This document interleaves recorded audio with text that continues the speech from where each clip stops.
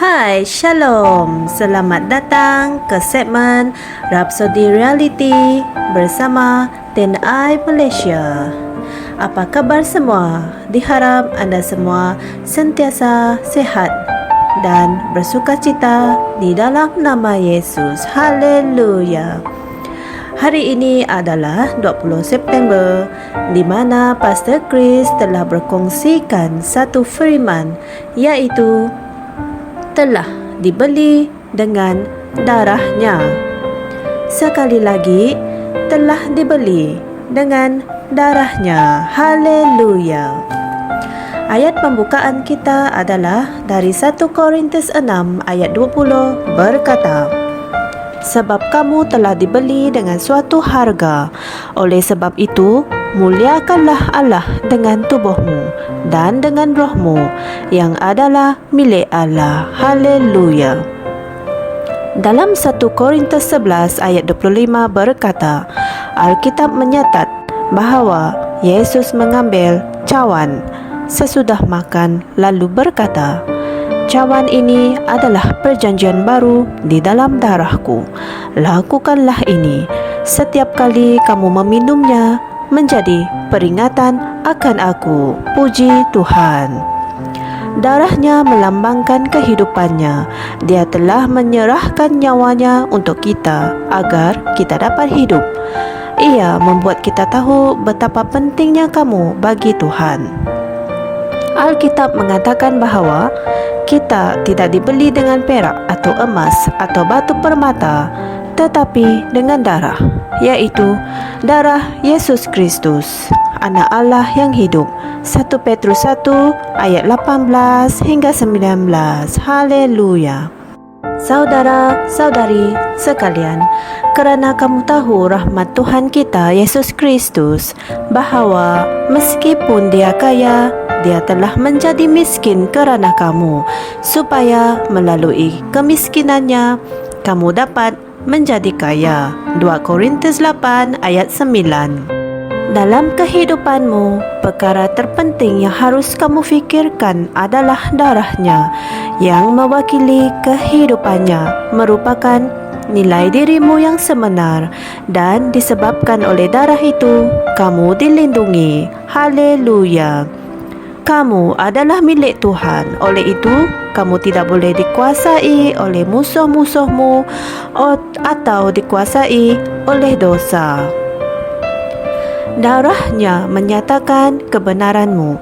Kamu disucikan dan dipelihara oleh darahnya. Alkitab mengatakan juga, bukan dengan cara membawa darah kambing jantan dan darah anak lembu, tetapi dengan membawa darahnya sendiri. Dia telah masuk satu kali untuk selama-lamanya ke dalam tempat kudus untuk memperoleh penebusan yang kekal. Ibrani 9 ayat 12. Terima kasih Tuhan untuk darah Yesus Kristus yang sangat berharga itu. Haleluya.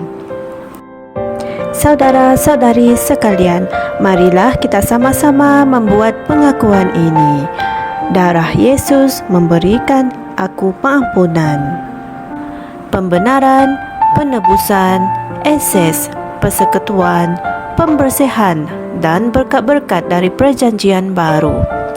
Aku dilahirkan dari firman-Nya, satu ciptaan baru, lebih berkuasa daripada syaitan, dunia ini, serta sistem-sistem dan elemen-elemen dunia yang gagal ini. Haleluya.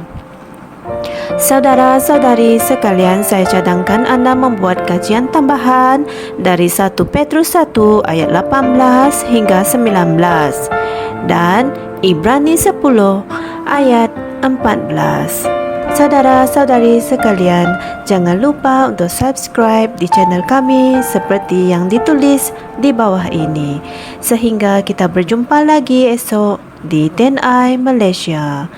Tuhan memberkati. Kami percaya saudara-saudari semua telah diberkati dengan perkongsian firman dari Rhapsody Reality. Bagi sesiapa yang ingin menjadikan Yesus Kristus sebagai Tuhan dalam kehidupanmu, Kamu boleh mengucapkan doa ini bersama dengan saya.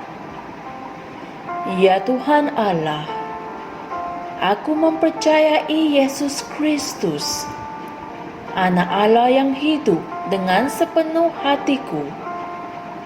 Aku percaya Dia telah mati untukku, dan Allah telah membangkitkan Dia dari kematian. Aku percaya Dia hidup hari ini. Aku mengaku dengan mulutku bahwa Yesus Kristus adalah Tuhan dalam hidupku mulai dari hari ini.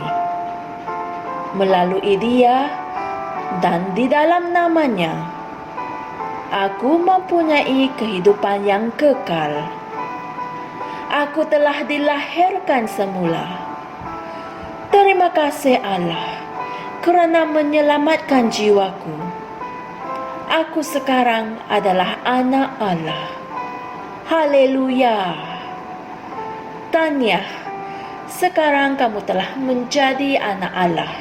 Untuk apa-apa sebarang pertanyaan atau untuk mendapatkan lebih banyak maklumat mengenai bagaimana untuk bertumbuh sebagai seorang Kristian, Anda semua boleh hantar mesej di akaun Facebook kami atau email kami di tni.msia@gmail.com. Sekali lagi, tni.msia@gmail.com. Tuhan berkati Anda semua.